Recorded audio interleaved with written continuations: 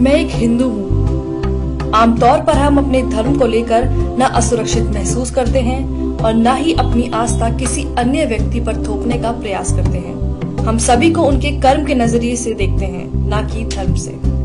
लेकिन आजकल मेरे समाज और मेरी धार्मिक भावनाओं को ठेस पहुंचाना कुछ लोगों की आदत बन गई है। इंडिया की पहली प्लास्टिक सर्जरी इंडिया में हुई है, पता है किसकी? गणेश की।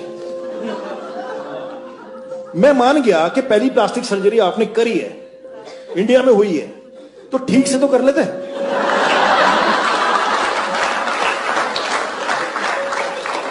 इसको देख के तो यही लगता है कि गांजा फूक के नहीं करना चाहिए सर।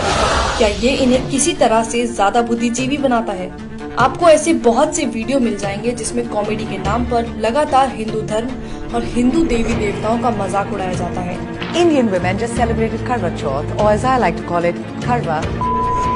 और सबसे ज्यादा अचरज की बात तो ये है कि इनकी कॉमेडी में जो आम बात है वह हिंदू है। इसमें हिंदुओं को जिंदा जला दिया। Fuck, that's bad. मरने के बाद जलाते ना।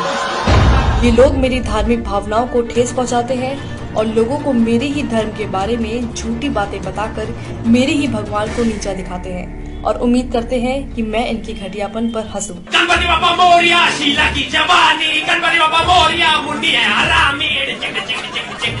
At one point we just start banging our nipples for some reason. मेरा भगवान आया 1.5 दिन के लिए, मेरा भगवान आया 3 दिन के लिए, बाजू वाले का 5 दिन के लिए, बाहर के मंडली का 7 दिन के लिए। भुगता नहीं है क्या यार इन लोगों को?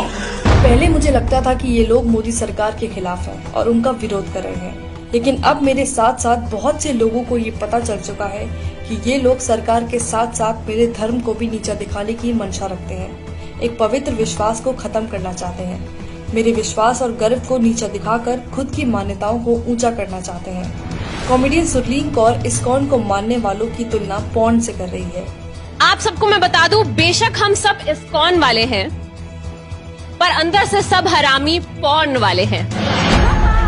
सुरलीन इस वीडियो में ऋषि मुनियों को अपमानित करने का कोई मौका नहीं छोड़ती है, उन्हें वासना से भरा हुआ बताती है। सबसे ध्यान लगा के जो चीज की जाती है वो है मेडिटेशन। मैं नहीं मानती, क्योंकि जितनी ध्यान लगा के हम फोन देखते हैं शायद कोई दूसरा काम करते होंगे। सुरलीन कहती है कि संस्कृत का इस्तेमाल करके ऋषि मुनियों ने अपने बड़े बड़े कांड छुपाए हैं।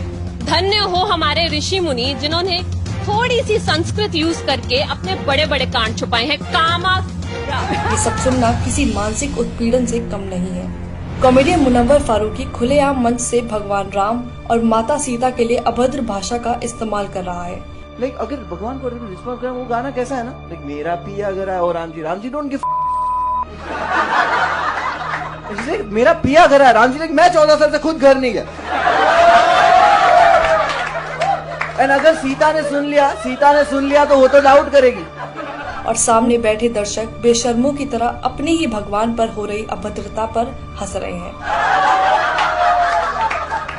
इनके लिए कितना आसान है हिंदू देवी देवताओं का मजाक उड़ाना, लेकिन जब बात किसी और धर्म की आती है तो इनकी जुबान पर ताला लग जाता है। मुझे समझ नहीं आता कि इन लोगों को हिंदुत्व और मोदी सरकार एक दूसरे के पर्याय क्यों लगते हैं और राजनीतिक पार्टी का मजाक उड़ाने की आड़ में मेरे धर्म का मजाक क्यों बनाते हैं।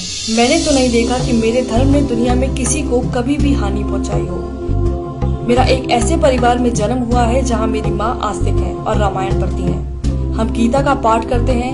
हम छोटा गणेश और महाभारत देखकर बड़े हुए हैं। ये मेरी खूबसूरत यादें हैं जो बहुतों के साथ मैंने साझा की है। हम सब जानते हैं कि हिंदुओं का इतिहास ऐसा नहीं है जहाँ किसी का कभी उत्पीड़न किया गया हो,